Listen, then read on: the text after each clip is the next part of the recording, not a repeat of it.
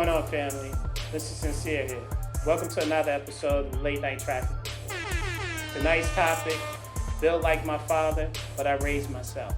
And as always, I gotta invite somebody to the book. Tonight I have my main man B with me.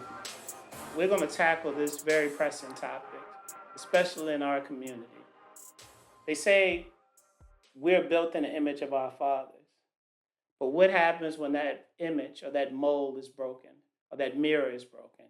How do we pick the pieces back together and assemble ourselves as the man that we want to be instead of the man that we saw growing up? I like that.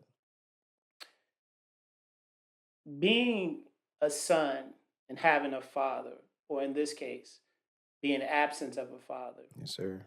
oftentimes we don't express the trauma that brought upon our lives. And a lot of us like to think that, we didn't need our fathers. We didn't really care if our fathers was in our lives or not. But the reality is, when I take a step back and just go down memory lane, when I was a shorty, and every time I saw another kid have his father told him, "Good job, I'm proud of you, I love you," it made me feel some sort of way. Yes. And it really took me a long time. Well, really, it took me until my father was on his deathbed. And, my father was, he made random guest appearances in my life. Yeah. You know what I mean? So I didn't really know my father. When I think about, what a father means, someone who teaches you how to love, how to protect, how to provide, how to handle yourself, I learned it from other men and other examples and not the man that I should have. And for a long time, I really resented him. And I swore to myself, if I ever had kids, I would be the complete opposite Of of what your father what I was. had. And we were talking about this earlier.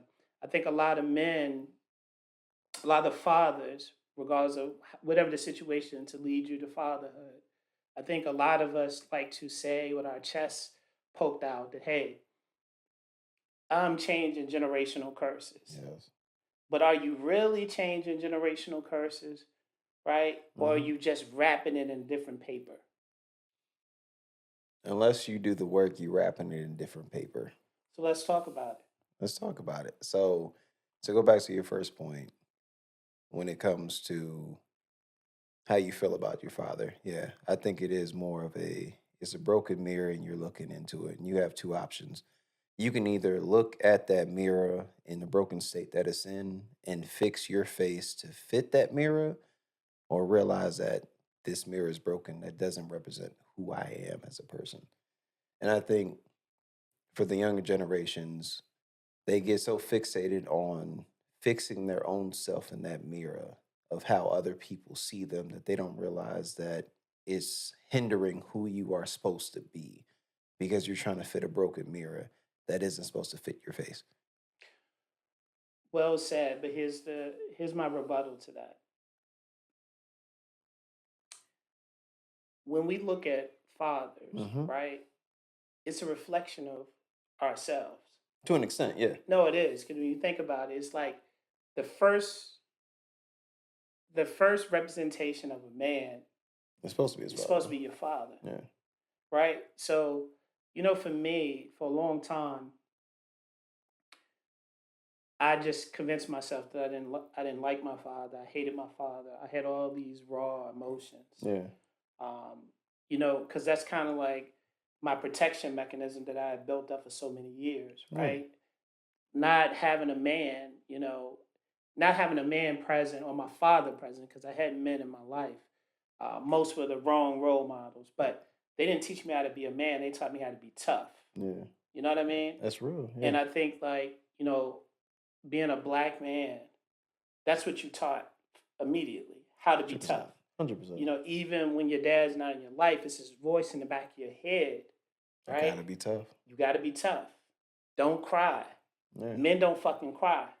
You know what I mean? You think about how we come into a room Yeah. with our chests out, fucking shoulders back, head up, like I'm that nigga. Yes, Like sir. I'm with whatever. That's real. And most times nobody's even fucking checking for us. It's just But you gotta be ready at all times. it's just about our perception. Yeah. And when you go back, when you talk about looking into that mirror and you see this jaded, this cracked, this broken reflection, right? Or if you're looking through a mirror that's broken, it's many parts. Yes. You know what I mean? 100%. But I do think like the way we look at our fathers, that's how we ultimately end up looking at ourselves.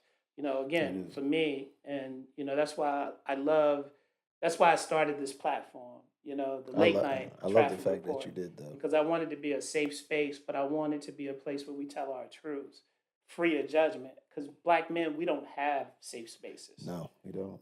We have to be all these things, right? At all and times. and Yeah. and being showing emotion is not one, or negative emotion, right? The Yeah. only emotion that they want us to show is violence, right? Yeah. But if we come to a safe place and we have a conversation, be like, look, I felt some sort of way about that. You have that little voice in the back of your head, like nobody gives a fuck about your feelings. You got to be tough. Men don't cry. Men deal with whatever the cards they were dealt. And we need to break that norm, because that's what I'm trying to break with my sons, right? Especially my younger son. Yeah. I tell both my older and my younger son, I love him and I kiss him every chance I get, It's real.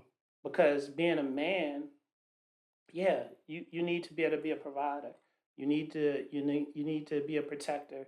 You need to um, be upright and stand on principles and morals and stuff.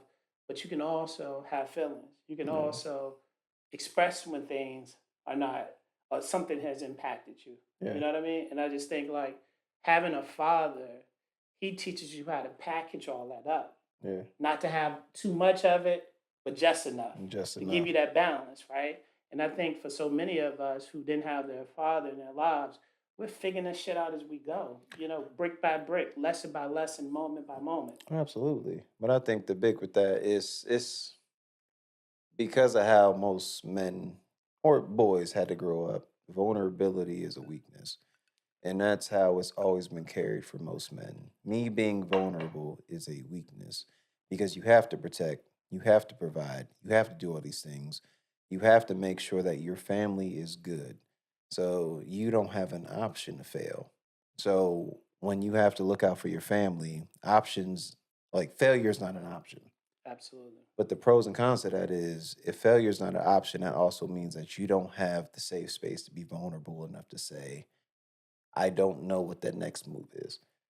And then I think that's what the challenge with most of this is. And it goes back to if you look at a superhero and a villain, the problem with that is they have the same origin story.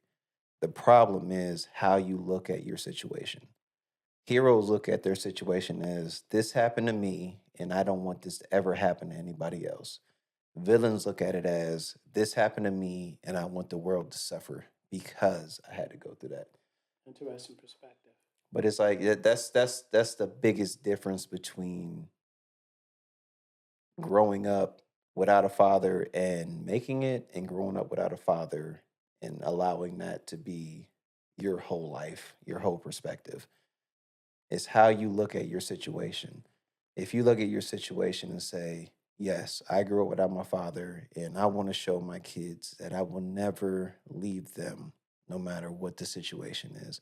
I will be there for you no matter what circumstances, no matter how many obstacles. I'll be there to love you no matter what. Versus, well, my father did it. My father went through the same thing. He wasn't there for me. You'll be okay. You'll make it work. You're just repeating the same cycle. So I think that's what the biggest difference is. That fork in the road. Okay, but let me ask you a question though. I agree 100% with everything you're saying, but the reality is we carry our father's tones in our voice. Yes. Without Their knowing it though. their anger in our fists, You don't know it though. right? We don't, right? Yeah. So how do you get past that? How do you mature into a a functioning man, intact with his emotions, right? Because Yeah. second part of that, a lot of men who have become men without a blueprint. Yeah. They're not really men, they're little boys. And, for myself, one thing that I had to come to the realization about is in order for me to become the man that I wanted to be, Mm-hmm. two things had to happen. First, I had to kill that little boy screaming, mad, upset because my father wasn't there for me, Yeah. right? You have to kill that little boy in you screaming, being upset, you know, Yeah. why am I not good enough, Yeah. right? And then I think the second part is, to your point earlier, how do I end generational cycles? See, but that's the thing right there. And that's where you technically you don't kill the little boy, but you find the answer that that little boy has been looking for the whole time. Because it's one thing I've realized growing up is the little boy is who makes you the man that you are. Like you're the man you are because you still have that little boy inside you to where you can still enjoy life. It didn't harden you as a man. So it's more of a you're not really killing him. You're finding the answers that he's looking for to allow him to grow up. So it's like for me, like my thing was I didn't grow up with my dad. So like we were talking about having conversations. Like I sat at the table with both of my brothers. Like we're all a year apart from each other. I'm the middle child. They have the same mom. But it's just like I didn't grow up with him. Both of them did. So we sat at the table. It was us three and my uncle. And they were just like, oh, if I brought a seed home, I used to get beat for that. Or, oh, dad was in the military. Dad did this. And I was like, I don't know anything about that. So, two things. When I say kill the little boy, the screaming inside of you, Yeah. in a sense you do. And here's why I say you have to kill him. Hmm. Right now, you have your current day present self. Yeah. Then you have this little boy outside of here, and then you have another, probably your teenage self in there. Yeah. And each of them are going in different directions. Oh, for sure. Yeah. So it's imbalance there. What I'm saying by killing them is you got to kill them. The younger you, the little boy screaming inside, Hmm. the teenage boys or whatever, teenage to early 20s. In my case, you know what I mean, Yeah. to the man I am now. Maybe not killing them, but I'm consolidating them all. They're all coming as one. Putting them on the right path. Yes. Mentor them. Yes. Yeah. Because you have to. Because, when you just shared about your father, and this is something that I had to do as well, you have to forgive him. Yeah. Not for him, but for you. To move forward. Because you're holding that burden. Yeah. And And he's fine. well, I'm not gonna say he's fine. On my father's dying bed, um, he he was just a shell of himself. Like I didn't Yeah. even recognize him. He was extremely dark, frail. My father was 6'2", very nice skin, nice hair, everything. I didn't. It was just a shell of this Yeah. guy. As they get You know older, what I yeah. mean? Yeah, and that's real. He passed of cancer, right? I'm sorry for Cancer that. I'm sorry for you. turned. Sorry for your loss though. Uh, I mean, it is what it is. We Yeah. all consequences, right, to our Yes. actions, right? He wouldn't stop drinking, and he succumbed to that, right? Yeah. But I remember talking to him, and he was like a breathing machine or something. It was just Yeah. weird, man.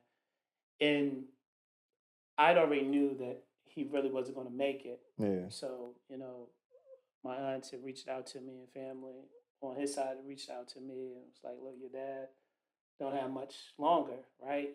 Here's where he is. Go and see him if you want." Blah blah blah blah. But I remember this like it was yesterday, and this is over 26 years ago, Yeah. 27 years ago, 27 years ago. He couldn't really talk, but I could see he was trying to say something to me, Yeah. and I knew it was like a struggle for him to Yeah. talk. So I just told him, "You don't have to talk; just listen to me." And I forgave him. Yeah. I told him I forgive you, and I told him I love you, and that was a major breakthrough for me. Right? I told him that I loved him and I forgive him. Yeah. And I just seen tears was just coming down his eyes. You know what I mean, on the side of his face and whatnot. And Yeah. I think maybe 2 months later, it was around the time that I was going into the military at that time. Yeah. Went to basic. They called me during basic. He had passed, and I don't think my apology to him was really sincere at the time because I Yeah. still had some discontent and I said hatred towards him. I mean, for good reason though. But Like when I saw him in that casket, though, it's different. it's different. Yeah. It's different. And the more I learned about his upbringing and how my grandfather was just fucking diabolical. It makes My more sense. grandfather was work. You know what I'm saying? But it makes sense why he, But it put it in yeah. perspective.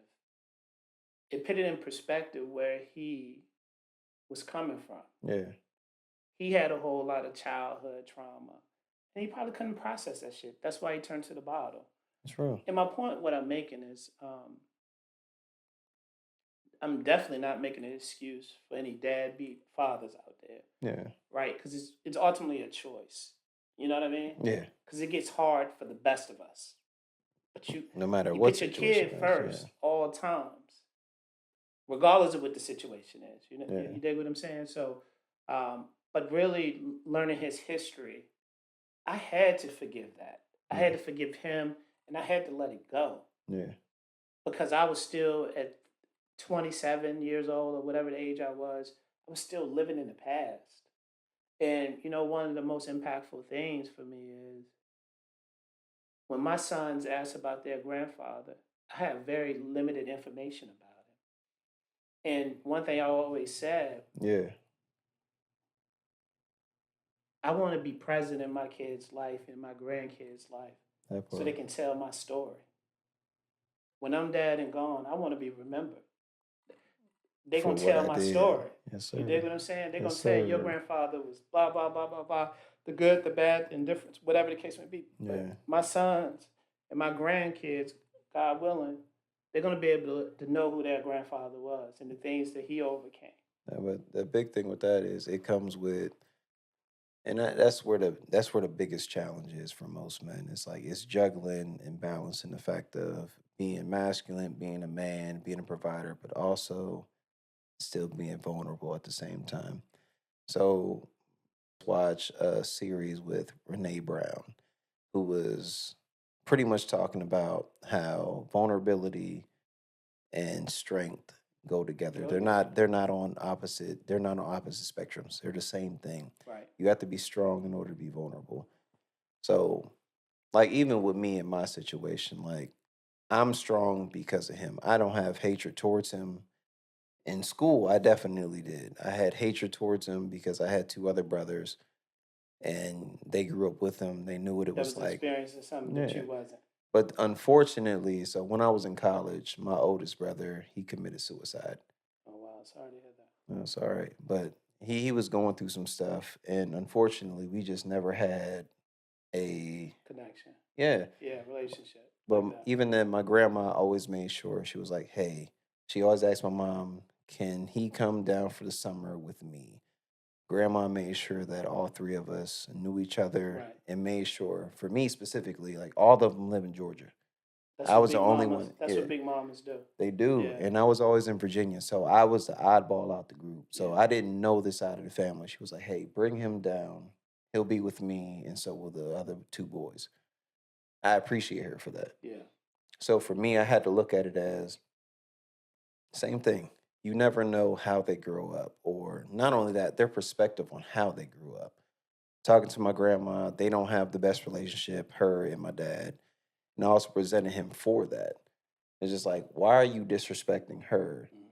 when all she did was love me? But it's like I had to separate her doing it There. for me Yes. versus what she did for him. Two different relationships. Yes. Exactly. But not only that is the crazy part about it is history repeats itself if you If you never, allow it. yeah. Yeah. But even then, if you don't know the situation, it's going to repeat itself. So like me currently going through situations with my daughter's mom is what my dad had to go through. And I had a conversation with him about my mom. I was like, you couldn't have just been the problem. Like I like talking to my mom. I see how it is sometimes. I see how she Always moves. two sides. It is. And then he sat me down. He was like, "Look, I'm gonna tell you the short end of it." He was like, "Your mom gave me an ultimatum that wasn't conducive to my situation or what I had going on in life, Right. and I had to make a choice. And I'm sorry that I had to choose this one over you. It wasn't intentional. It wasn't because of you. What she was asking for was not conducive to what would have been the life that we needed to have." And I was like, I respect that. Yeah. But it's like I also got put into that same position with my daughter's mom. And it wasn't until I went through it specifically that I was like, damn, I see why you did it. Yeah. And I'm like, but me, I don't have any hatred towards him. I just don't know him. Well, listen, I think that there's a lot of men, again, that have become men with no blueprint. Yeah. It's a huge learning curve. You're figuring this shit out on your own. You're learning how to navigate and maneuver through life on your own. And a lot of times that comes with trials, tribulations, ups and downs, Yes, sir. restarts. You know what I mean? I think that, personally, my oldest son and my youngest son, they don't have the same father. I'm both of their Yes. fathers, but what I'm saying is, Different I lifestyles. acknowledge Yeah. early on in my oldest son's life, I was emotionally distant. You dig what I'm saying? For good reason though. Well, I don't. For That's subjective, right? but for you specifically. It was for It good was only what reason. I knew, Yeah. and when I mean, but I was present. You dig what I'm Yeah. saying? Like, I think it takes time to understand and realize sometimes you're pouring from an empty place. You dig what I'm And you're saying? trying to get more than what you currently have. And it comes out in the form of overcompensating. Yes. You know what I'm saying? Overcompensating, discipline with no direction. You're empty from an emotional. You're emotionally distant, Yes. but you're present at the same time. And and Yes. and, and learning now. As my oldest son and I, we're rebuilding our relationship, right? And I've been there for my son since the day he was born to now, Yeah. right? But I had to understand, I had to check myself because his perception of what went on versus what my perception was, Completely they didn't different. match. Yeah. But I had to say, hey, this is his POV, this is his point of view. Yeah. Shut the fuck up and listen. Because maybe I acknowledged that I was present but emotionally distant for some time in his life. And maybe what he's saying is valid. Yeah. And, I attribute that back to me not having a father, me not really having the best male influences in my life. Yeah. I thought that I was being a much better father than I had because I'm spending money, I'm I'm doing taking this to this. trips, Yeah. I'm present. And now, as my son's 20 years old, going to be 21 years old, none of that shit really mattered to him. It's all about intentional. You know, Being intentional at the time. and then I think I was so focused on having a perfect image. And this is a tip that I would give fathers or young men learning how to be a man and a father. Consistency always trumps perfection. 100%. It always does. I got But it. again, coming from an empty place, pouring from an empty place, right? Thinking that just because I'm there, I'm spending money, Yeah. I'm doing everything I'm supposed to do on paper and outward, from the, um, from an image perspective. Yeah. Now, 20 years later, as I reflect, I wasn't that good. I wasn't that good of a father, even though I was present, because I got receipts, right? Again, Yeah. I was there throughout his life. I taught him a whole lot of shit. Yeah. My father taught me nothing. Only thing he taught me is not to be like him. That part. You know what I mean?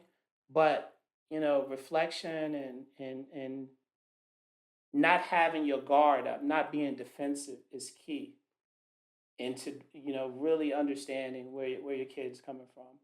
And I said this last episode, it's in your kid's best interest and yours to have healthy dialogue. Yes. And it's not about, if you're in a co-parenting situation, it's not about spying on what your baby mother is doing or anything, but you need to have healthy dialogue with your child. Yeah. And you have to you have to express feelings, positive emotions, not negative, not when you're just angry or you're frustrated. You gotta be able to let your children see all sides of you. And that's one thing that I really worked on with our youngest son, not to make the same mistakes that I made. Like my oldest son only saw this strong, because you had no nonsense. Yeah. You know what I mean? That brings that back to that point that you were talking about. My question is this for you. You were saying that it was all about the image. It was all about the image of being the father that you didn't have. Yes. But it goes back to what you were pretty much asking before. It's just like, were you trying to make a perfect picture in a broken mirror? 100%.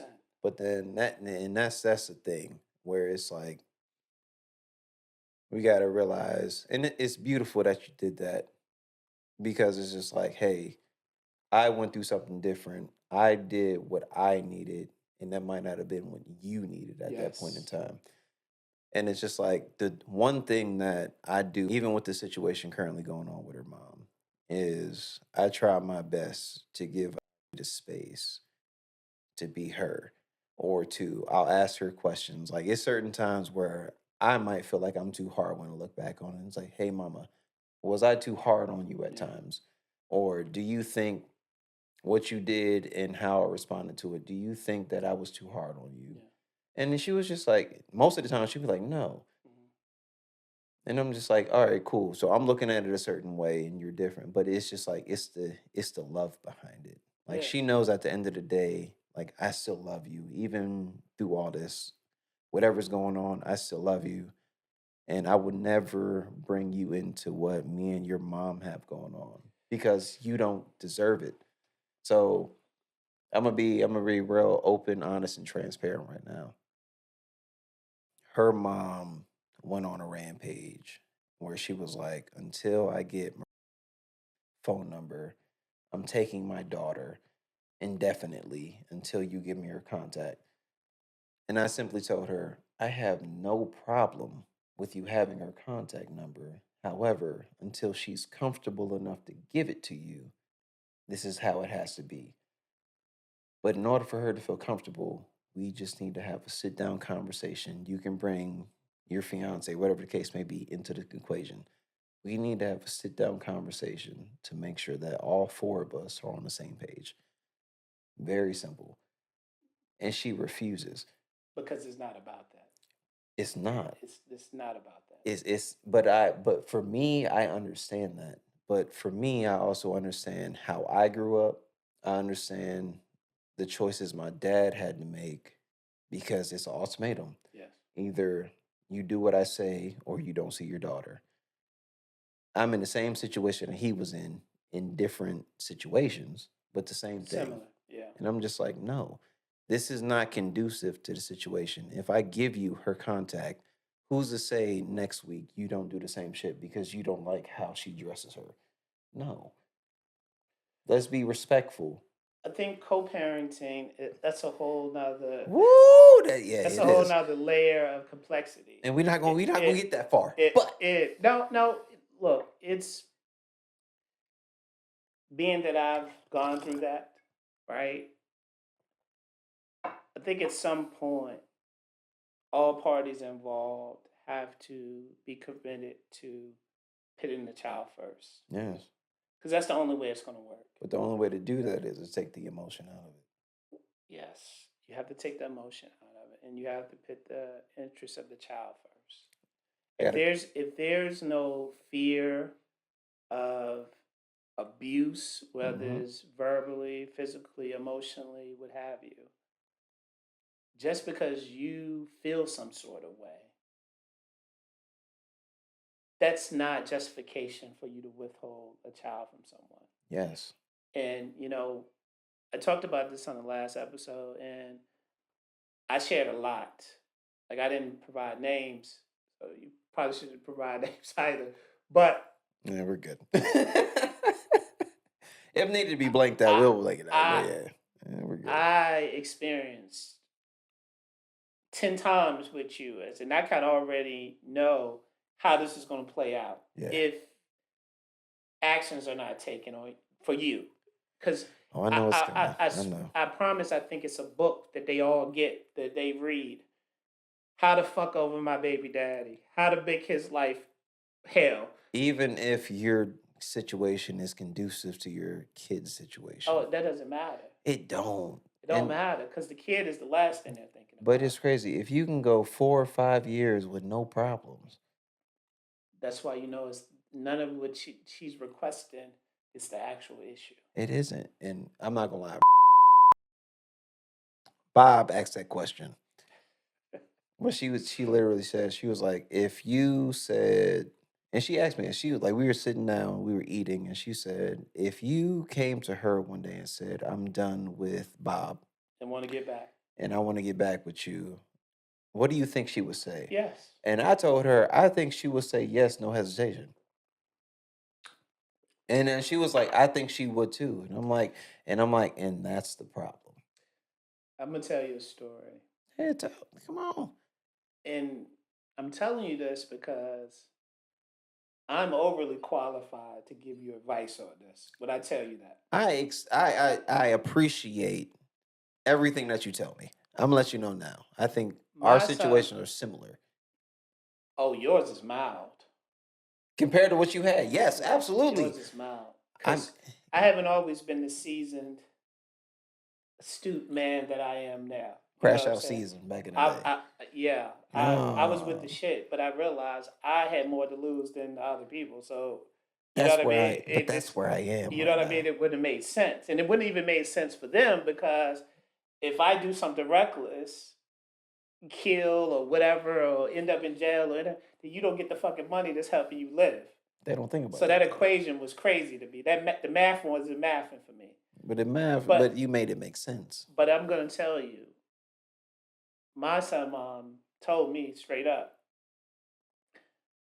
if you come and get with me and we be a family, Mhm. I'll take you off child support and all this will stop. She told, it's not if I asked. She told me this. Control. You know what I mean? Control. And it's like, at that point, I knew that I had to do something different, Yeah. right? For my sanity and for the betterment of my son and the relationship that I wanted to have with my son. That's real. And I talked about this last episode, and I don't want to deviate too far from what we're talking about tonight.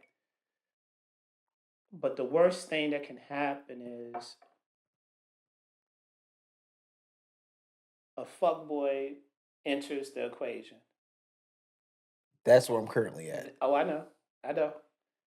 And see, that's when it gets really weird. It does. Because the reason why I say a fuckboy, a fuck nigga, a real man would check her. Because again, and I don't want to repeat everything I said last episode, but a real man's going to look at the situation pretty crystal clear. And I'm emphasizing a real man. So when a fuck nigga enters the equation, right? He's a little boy. He's a little boy that's of age in a man body. Yeah. Who probably didn't have his father. And he hasn't figured it out yet. They got a few kids on the side. They always do, Yeah. who they don't even take care of. But then they have a nerve to critique how you're being a father to your child or supporting some nut shit that the baby mama is doing. Crazy work. Because I told them last week, when Kay Cal and I did it, if I would have got with her and it been vice versa, she had a kid and I didn't have a child, I would establish some rules right then and there. And if I ever came home or she ever called me or I just observed her doing some nut shit, because if you're with me, your baby daddy should make you feel no sort of way unless he putting his hands on our child or mistreating our child or abusing our child. And Yeah. if that ain't the case, if he's doing drop offs and pickups as he's supposed to, if he's paying child support, he's doing what the fuck is the issue? That part. But see, a fuck nigga, she's probably a come up for him. She probably is. I think it's because a. I think that's it's. typically how that works. But I think it's vice versa. I think it's a come up for him and her. It's just like you're getting what you need out the equation because your situation changed because you brought him in. Not just for me, just in general. Like your situation changed, and you brought him in because you knew your situation was changing outside of me. I disagree because No, again, no, let's no. go back to what I was saying, Yeah, like from a man's perspective. yeah, If I got my shit together yeah, and I'm accepting this situation, these circumstances, that you a baby mama, you have a child, blah blah blah blah blah, yeah, I'm taking the whole package. yeah, You for dig what I'm sure. saying? I'm taking the whole package, and with me taking the whole package, I'm gonna have to put you in your place. I'm gonna have to check you when I see you doing some nut shit. Yeah, And as a father, right? Because we're talking about the impact of fatherhood, absence or present, yeah, right? And changing and breaking generational cycles. His actions tell me that he didn't grow up around a man. that's Because a true. real man don't carry himself like that. A real man checks that behavior and be like, look, you have an ultimatum. You gonna get off that nigga dick or you gonna come on and win over here with me. Yeah, But you ain't gonna have it both ways. You're not gonna be going back and forth with your baby daddy yeah, and playing those rat games. Cause real men not don't tolerate that shit. You dig what I'm yeah. saying? Cause real men gonna say like, okay, why the fuck you feel some sort of way? Cause he's moved on and have somebody else in his life. That's the first fucking question I'm asking. That's real. So that tells me right there, you're not over him. Then you need to go over there and figure it out and become a triple or whatever the fuck y'all gonna do over there. Whatever the case But may be. I'm not jacking. I'm not gonna be a part of it. That's what men do. Yeah, You dig what I'm saying? that's That's what real. real men do. Real men don't advocate and cheerlead for bad behavior, Oh for hell no. reckless behavior. They check that shit and check it once. And if she don't get in line, if she don't get with the program, then he skates off and move on. That part. So And that's where we currently are in the situation. You feel like you need to move this way because you got somebody. That's cool. But one thing you're not gonna do is bring my daughter into the she has middle of nothing to it. do with it. Exactly. And it's like there's so many people on the outside. Well, you need to go to the house. You need to do this. You need to start an argument. No, because my daughter's gonna see that shit. She has no effect on this. Your daddy loves you. Your mom made choices that she felt like was best for her. If you want to see me, you can see me at any point in time.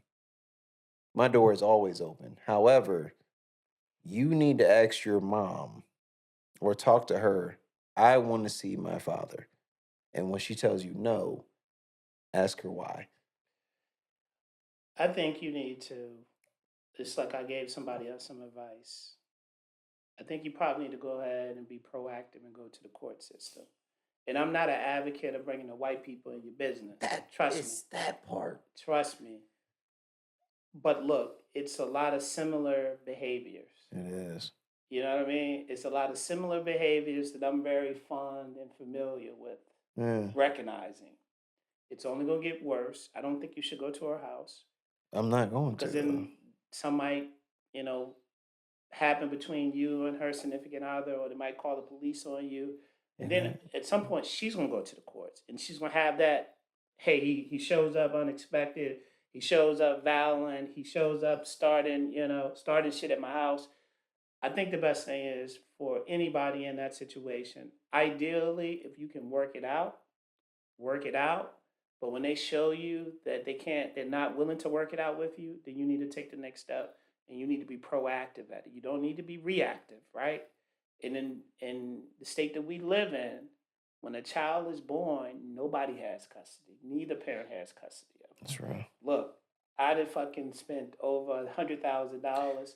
I'd have been in fucking court 18 times, Yeah. 19 times. That's I know this shit. This case law to me. You say dig what easy I'm work. saying? Yeah. So I'm just, when I see young brothers in similar situations, I always say if you can work it out, ideally, that's everybody are. If everybody can be adults, Yeah. come to the table, work a schedule out without getting them people in your business, then bless you. But that's my whole thing now.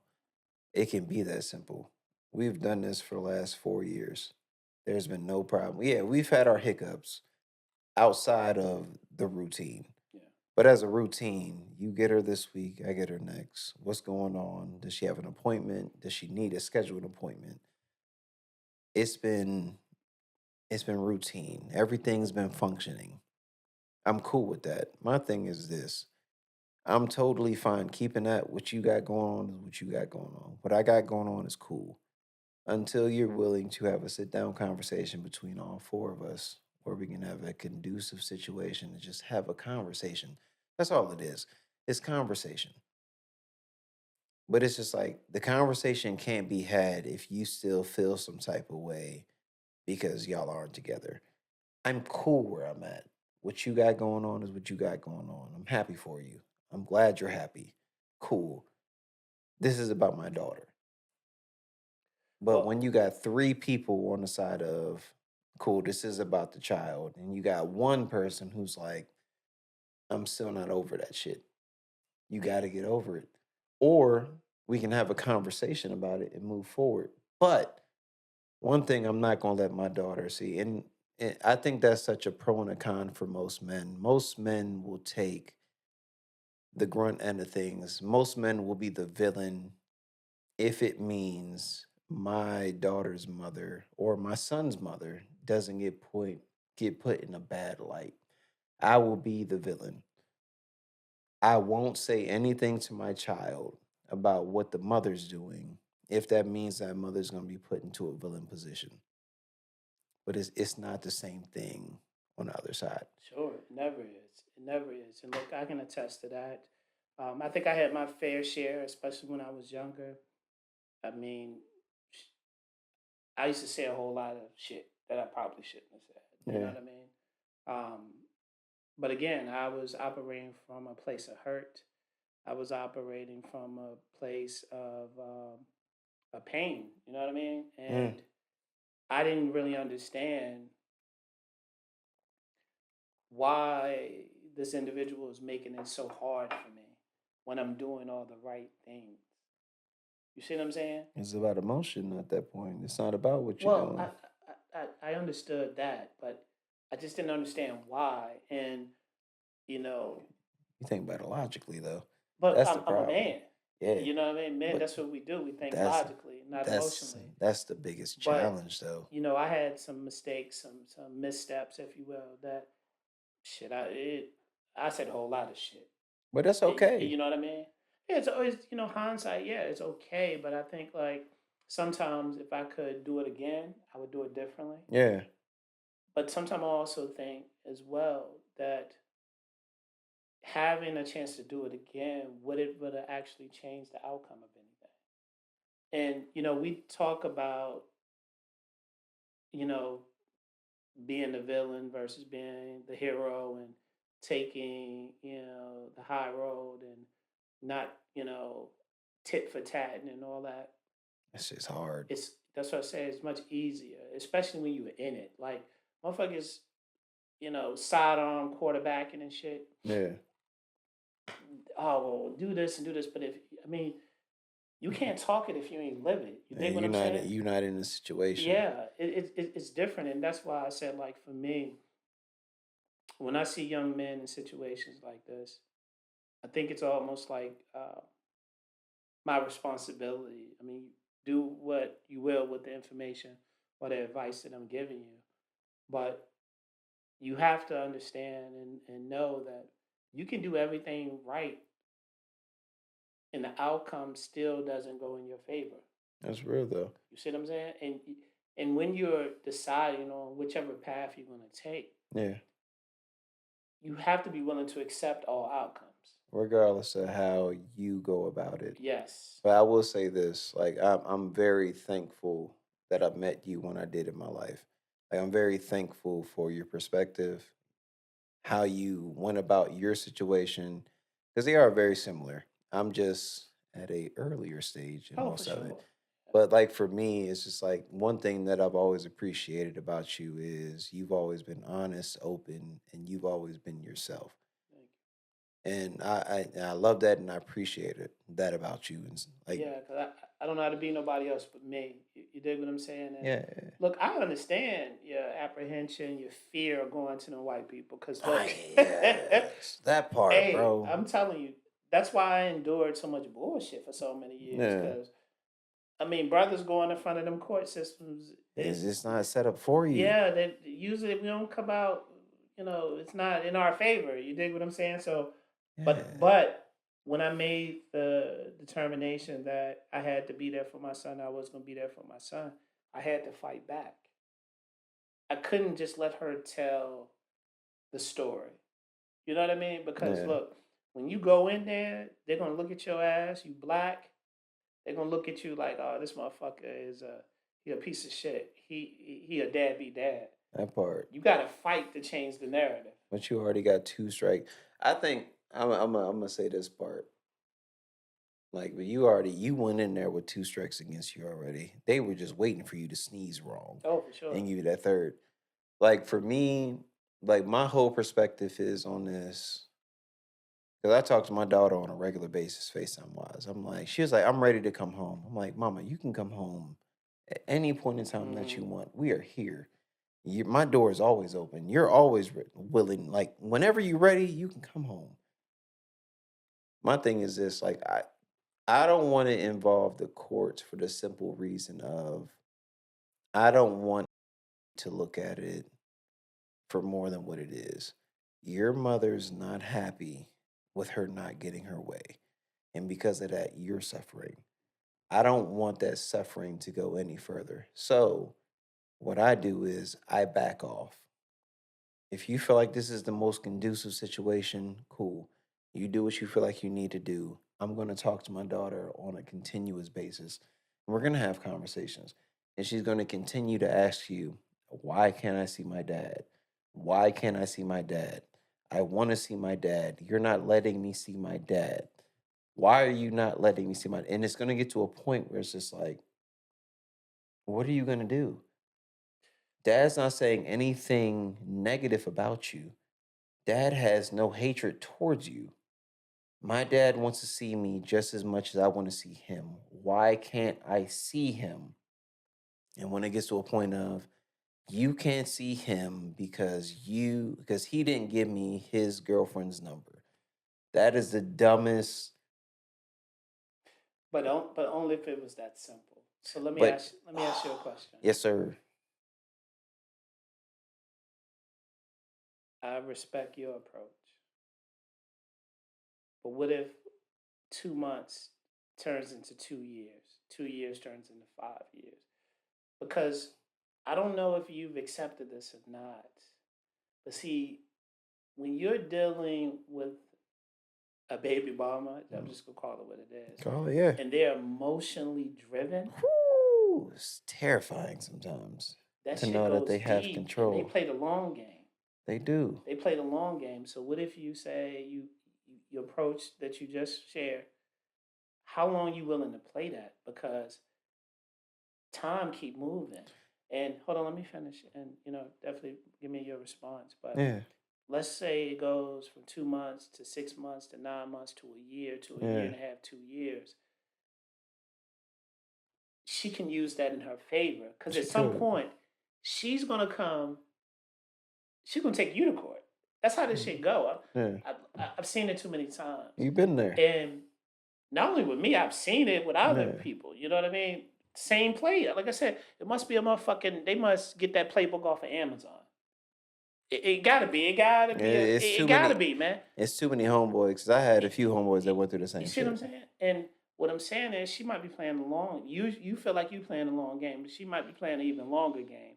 And she might just say, "Hey, I don't it's a think. year, and you haven't seen your daughter. I'm gonna go to court then." I don't think I would take it that long. So I think for me, I'm looking at it from the now game where it's like you're a school teacher. You're currently not working for the next 2 to 3 months. Can I tell you something? What's up? My ex was a school teacher too. Yeah. She was a school teacher, then became a fucking, of all things, a social worker, then a social counselor. She was a psychology major. Yeah, because she needed That's to get crazy work. she Cause needed to mine get is a that psychology she needed to major. get that fucking all that shit she learned and apply it to her own fucking life. Yeah, but they don't. No, never. But my thing is this: like, my whole thing is you're currently not working, so you're going from June to August to where you're not working. Like your whole goal in this, and that's just my perspective. You're taking my daughter from me, so I take you to court. And then you say, well, I'm not working for the next 6 months or the next 3 months. So you're not currently making income. I'm taking you to court to see my daughter. You're going to put me on child support because you're not working. Logically, no, I'm not doing that shit. Logically, when you start working again, cool. We can start having those conversations. It's like, look, she's in school. And the crazy part, she's in my school district. Everything school wise goes through me. So it's like, cool. When that time comes and she has to go back to school, if I send you all this paperwork, I'm like, you need to put your address on this, Yeah. and you realize she's not in your school address, you got to change all this shit, then what? But my thing is this: I never wanted to get to that point. I want to make sure my Hopefully daughter it is doesn't. safe. Yeah. Hopefully it doesn't. But my thing is this: like, I'm totally fine currently because how she's moving, and I don't like it. And my mom's actually advocating for her at the moment. I don't like how the situation's going, and I'm just allowing it to play out how it needs to until it gets to the point where you're working, you're making your money again, and we can start having conversations moving forward. I don't think it's a conducive situation over summertime to have that next step be in a play. So I'm trying to do it as smart as possible. But even then, I still don't want to bring my daughter into it. And that's where my challenge is. I want my daughter to know I'm never gonna paint your mother into a bad light. No matter how fucked up she might be making the situation, I'm not going to point her in that light. But I also feel at the same point that because I'm not putting you in that light, you feel like you can do whatever you want to do. Yeah, I mean it's a control. It's a Ooh. control thing for sure. They feel like they're in control, and it's almost like they dare you to do something about it.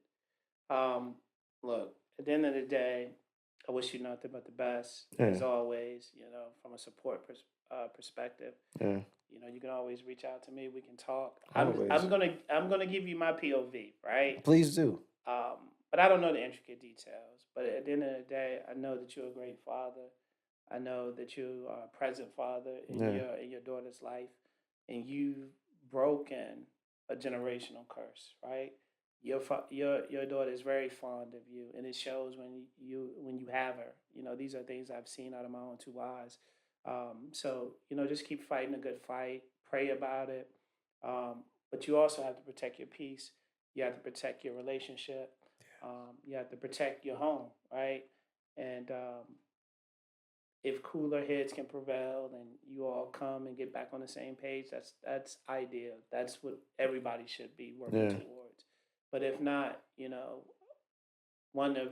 piece of advice I would give to you and any of the fathers out there, um, they don't control the situation. There are things that you can do, yeah, right? So just remember that you don't have to conform. You don't have to go along with nut shit. You don't have to feel like you have to compromise who you are. yeah, Um, and just know you have support because at the end of the day, you pray, you do what's right, put your child first. It should work out the way that it should, yeah. but all the times it don't, and They don't. you have to be okay with that because at the end of the day, like my situation, we, my son and I, we have a different perspective on how everything transpired. Yeah, But at the end of the day, and deep in his heart, he know I was there for him. He know I yeah, love him, and regardless of whatever his mom and whatever else is tried to say about me, he knows me because I was there. And I'm hopeful that we're going to reconcile and things are going to be better. yeah. Actually, I know we are because he just, started talking back to his younger brother. So, It just it's takes only a matter of time. it You know what just I mean? takes life lessons Yeah, sometimes. Like yeah, for sure. it wasn't until I started going to life that I started reaching back to my father. Absolutely. And it's just like that's the part that I'm big on. It's just like the situation might not be going your way now, but eventually your child's going to get to a point in their life where they're just like, my mom could not have just been right this whole time. Yeah. And they're going to start asking questions. And when they don't get the answers that they're asking, they're going to start reaching out. Hey, what happened here? And when they see that you're still not putting their mom or significant other in that same light, hey, she made a choice that she felt like was best for her. I have no hatred towards her. This is what she felt like was best. And I had to accept that. Most kids be like, okay, I get that. But it wasn't a situation that I needed.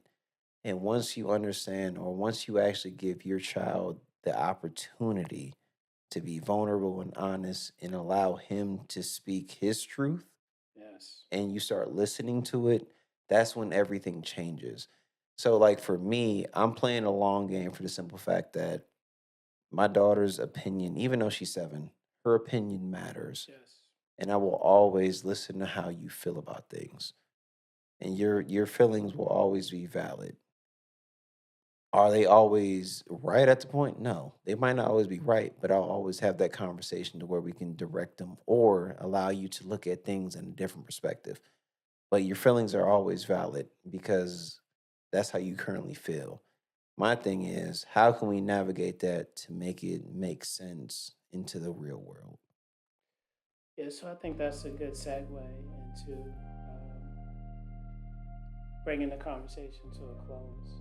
Yes, sir. I think, you being very open, being transparent, and how your approach to the situation, it shows that you are a man, despite not having your father consistently in your life. Yes, sir. The way that you're approaching it, the things that you're considering, that's how men operate and handle our business. Because the little boy would immediately Crash out. crash out, I'm not doing it.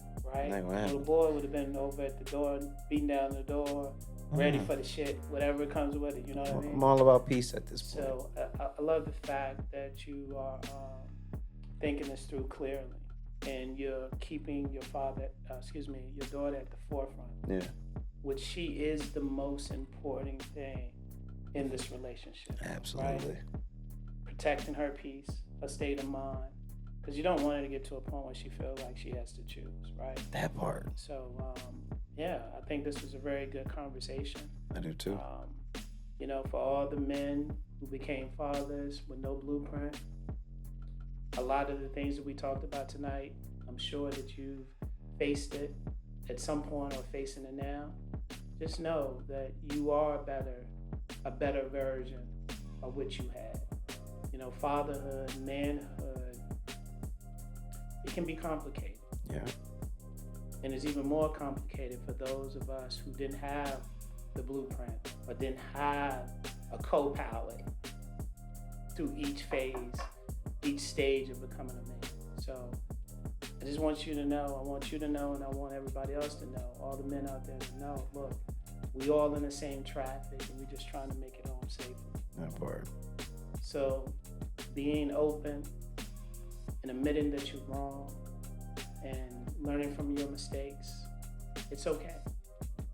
Manhood is a continuous process, brick by brick, right? Day by day, Day by day. lesson by lesson, Until you make that full wall. moment by moment. Hmm. I think this was a pretty good conversation. I appreciate you coming through and being open and honest. I appreciate you.